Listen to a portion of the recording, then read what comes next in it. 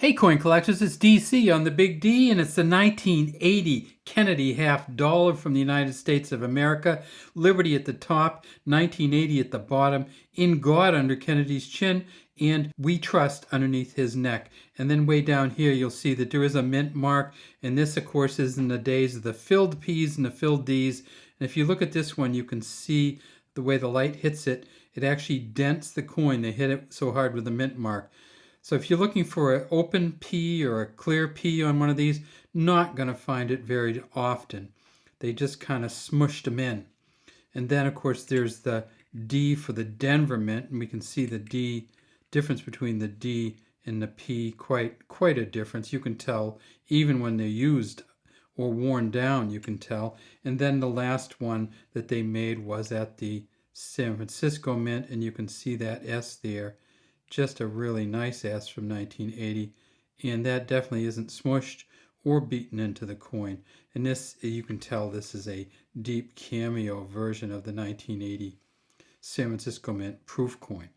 Well, we're going to talk about the 1980 coin. We're going to talk about this part right here a little bit today also. It's a 50-cent coin, but it's called a half dollar, and that's because 50 cents is one half of the dollar value in cents, and a dollar is worth 100 cents. So this is a half dollar or a 50-cent coin. Half is kind of a funny thing, but it turns out that there actually have been other half coins in the United States. In 1847, they had a half dime. Now this is the full dime here. You can see 1847. This type of dime is called a Liberty seated dime. And you can see Lady Liberty seated facing to the left, holding a flag or banner. It says Liberty down in here, and then 1847. Now this coin weighs 2.67 grams. They made a half dime that weighed half as much, 1.34 grams. And what they did was they took the 1 out of here and put half, H-A-L-F. And so you can find from 1847 a half dime. We'll show you a picture one on PCGS, the Professional Coin Grading Service website. Here's that seated Liberty half dime here's the seated Liberty half dime from 1847. You can see it's pretty much the same as the dime we have, except it says half dime on the back right there in the center, as you can see it. So, and it weighs about half as much. And this coin is probably worth, the cheapest you're going to be able to get is $35 to $45 probably. It costs about the same for the 1840. The 1847 dime costs about $30 to $40, as does this half dime, $30 to $40. It is silver, but it's not enough silver in here to increase the value of it very much. All right, let's get back to our coins. Okay, so we've had halves, but we haven't had a lot of.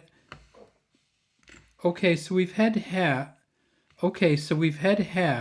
but we haven't had a lot of different coins that were halves. In the United Kingdom or Britain, they've often had halves, and here's one here. This is a half penny. Can you imagine it at some point in time when a half penny actually had some value? So here's the half penny. It's a big old thing. It's bigger than our quarter, and this is Queen Elizabeth's father right here, George VI.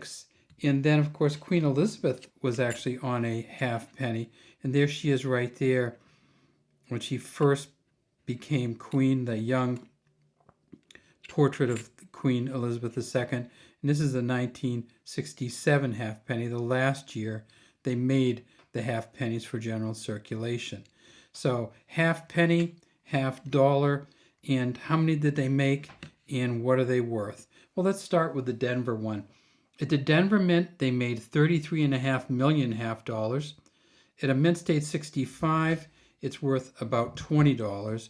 In this condition that we have it right here, and you can see this is a clad, they call it a clad half dollar, nickel and copper on the outside, fully copper on the inside, nickel and copper on the back. In this condition right here, it's probably worth only 50 cents to $1. It's worth $1 if you don't have one.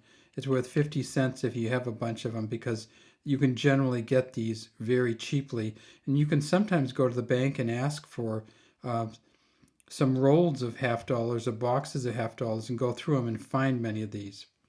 But the best Denver mint one at a mint state 68, so they often aren't in great condition, but if you get one in great condition, they can be worth $4,500.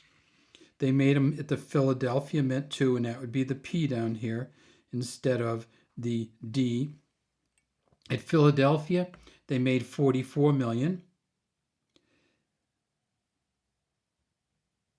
The Mint State 65 is worth about $14, but the best one that they have, the best one that we know about is worth about $5,500. They found two Mint State 67 pluses of this, which would just be in spectacular condition.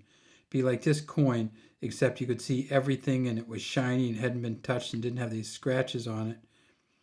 On the back of these coins, of course, it says United States of America, E pluribus unum up here, the eagle, and then half dollar at the bottom. And there are initials on the front and the back.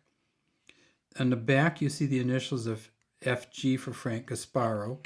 And on the front, you see the initials of GR for Gilroy Roberts.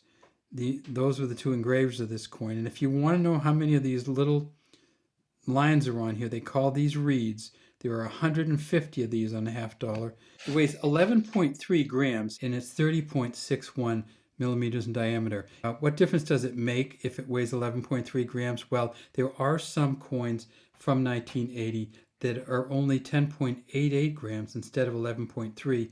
And those were coins that were put on the wrong planchet.